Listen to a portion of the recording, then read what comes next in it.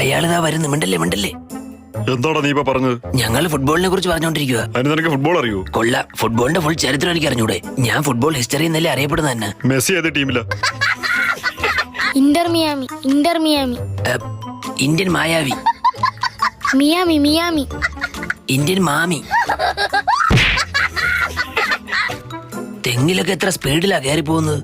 തലയെങ്ങാനും കറങ്ങിയാ തീർന്നില്ലേ? ഓഹ്, നീ വാ തുറക്കരുത്. അതൊക്കെ ചുമ്മാ പറയുന്നതാ. എവിടെ പോണു? കുമാർ തെങ്ങിന്ന് തലറങ്ങിയോണ്ട് മരിച്ചു.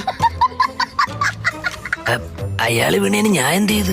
എനിക്കും ഇതിലൊന്നും വിശ്വാസമില്ലടാ. അങ്ങനെയാണെങ്കിൽ ഈ വയല് കൊള്ളാന്ന് പറഞ്ഞാൽ അതോടനെ അങ്ങ് ഇല്ലാതാവും. പിന്നല്ലാതെ, ഞാൻ മുമ്പ് പറഞ്ഞിട്ടുണ്ടോ വയല് കൊള്ളാന്ന്? എന്നിട്ടാ അന്നത്തെ മഴയിൽ കൃഷി ഫുള്ള് പോയി. പിന്നെന്തൊക്കെയോ വിഷയമായി സർക്കാരൊക്കെ ഇടപെട്ട് വയലൊക്കെ അങ്ങ് നികത്തി. ഇപ്പൊ തരിശുഭൂമിയെ കിടക്കാണ് തോന്നുന്നു.